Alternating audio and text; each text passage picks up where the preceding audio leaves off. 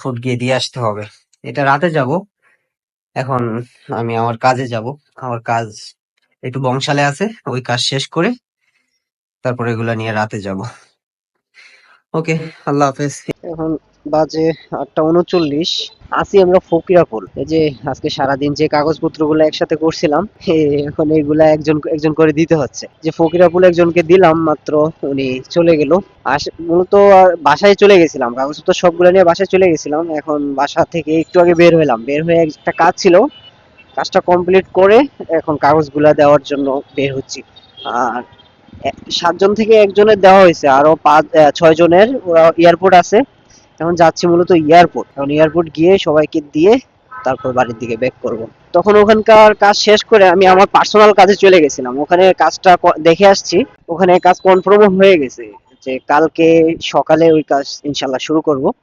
8টা camera install করতে হবে, ওরা সব ক্যামেরা কিনে রাখছে, জাস্ট নতুন করে ইনস্টল করে দিয়ে আসতে হবে। এখন আজকের মতো কাজ, এই পাসপোর্ট গুলা আর ভিসা টিকিট গুলা মানুষের মানে যাত্রীগুলোকে দিয়ে দেওয়া, এই আর কালকে আমার কাজ করব। আজকে আপাতত আমার কাজ নাই। বিষয় হচ্ছে এখানকার জ্যাম পার হয়ে গেছি, সামনেও আশা করি জ্যাম পড়বে না। ওইদিকে জ্যাম পড়ার মতো বনানী আর মহাখালী। মহাখালী তো পড়বে, এটা কিছু করার নাই। ভাবতেছি এই যে বিজয় সরণি হয়ে চলে যাব, তাহলে জ্যাম পড়ার কোনো চান্সই থাকবে না। আর রাতে ঢাকা শহরটা একটু বেশি সুন্দর লাগে। জানি না মোবাইলে কতটুকু বুঝতে পারতেছেন, কিন্তু বাস্তবে অনেক সুন্দর। আর গাড়ি ঘোড়া কম থাকলে তো আরো বেশি সুন্দর লাগে। আর আজকে ওয়েদারটা ওয়াও, মানে অনেক বাতাস, ঠান্ডা একটা ওয়েদার, তেমন গরম নাই।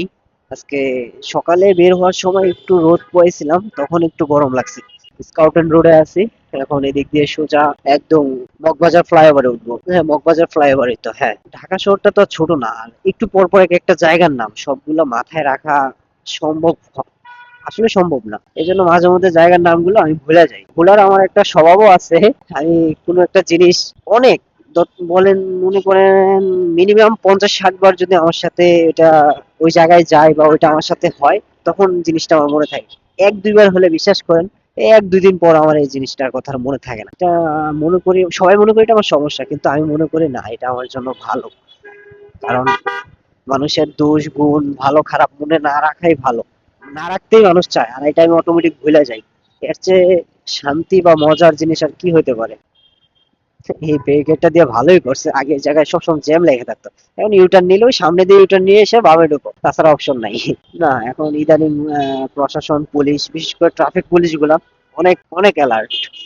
ওই দিন বাসে করে রাজশাহী থেকে আসছিলাম, ড্রাইভার গুলা পুলিশকে তেমন একটা মানে না, এই জন্য পুলিশ এখন আর্মিকে সাথে নিয়ে ট্রাফিক আইন মেনটেন করে। জিনিসটা দেখে আমার খুব ভালো লাগছে, খুব। অবশ্য আমাদের যে হানিফ বাস দিয়ে আসছে, ওই হানিফ বাসও 10,000 টাকার মামলা খাইছে, কিছু করার নাই। ও নতুন গাড়ি, একদম ব্র্যান্ড নিউ গাড়ি, মনে হয় আমরাই ফার্স্ট কাস্টমার এরকম মনে হলো গাড়িটায়। কিন্তু গাড়িটা কাগজ নিয়ে বের হয় নাই। এত বড় একটা কোম্পানির বাস যদি এত বড় ভুল করে, কোনো কথা শুনে নাই, 10,000 টাকা মামলা।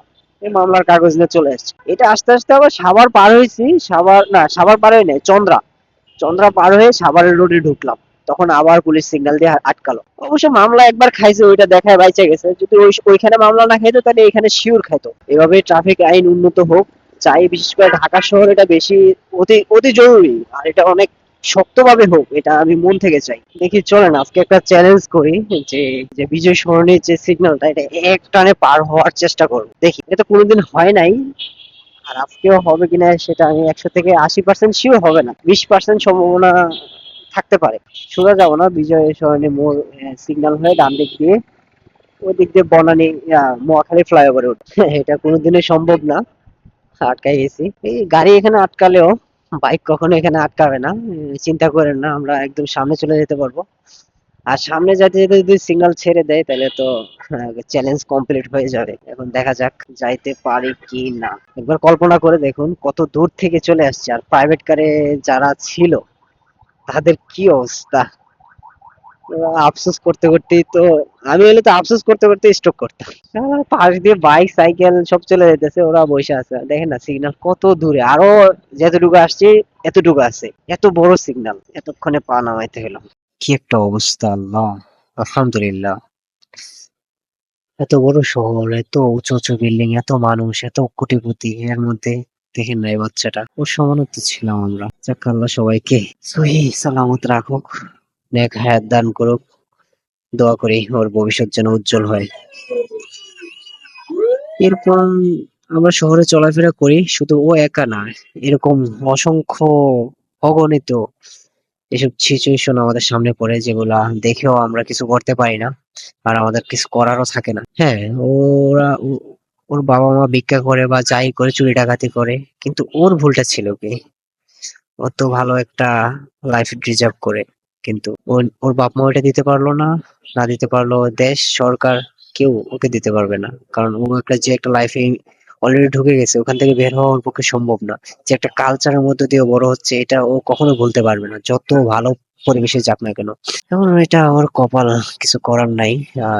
দোয়া করি যেন সকল বাচ্চা কাচ্চা এরকম লাইফ থেকে অন্তত একটু বেটার লাইফ জীবনযাপন করে। আর দোয়া করি বাচ্চা কাচ্চারা যেন শহরমুখী না হয়ে অন্তত গ্রাম থেকে বড় হয়ে শহরের দিকে আসে, যারা একটু মিডল ক্লাস বা আমাদের মতো মধ্যবিত্ত যে পরিবারগুলা, ওইগুলা। ওর কিন্তু কোনো প্যারাই নাই, জীবনের মানেও এখন ঠিক মতো বুঝে না, ভবিষ্যৎ পরিকল্পনা ওর কিছুই মাথায় নেই। আস্তে আস্তে কিন্তু এখন যতটা খারাপ দিকে আছে, এর চেয়ে হাজার কোটি গুণ বেশি খারাপ দিকে চলে যাবে। তখন আমাদের মতো কেউ আসবে, ভিডিও করবে, কয়েক টাকা দেবে, তারপর চলে যাবে। কিন্তু ওদেরকে একটা একটা ডিসিপ্লিনের মধ্যে, একটা সেফ জোনের মধ্যে আনার মতো লোক কিন্তু বাংলাদেশে আমার দেখার মতো কেউ নাই।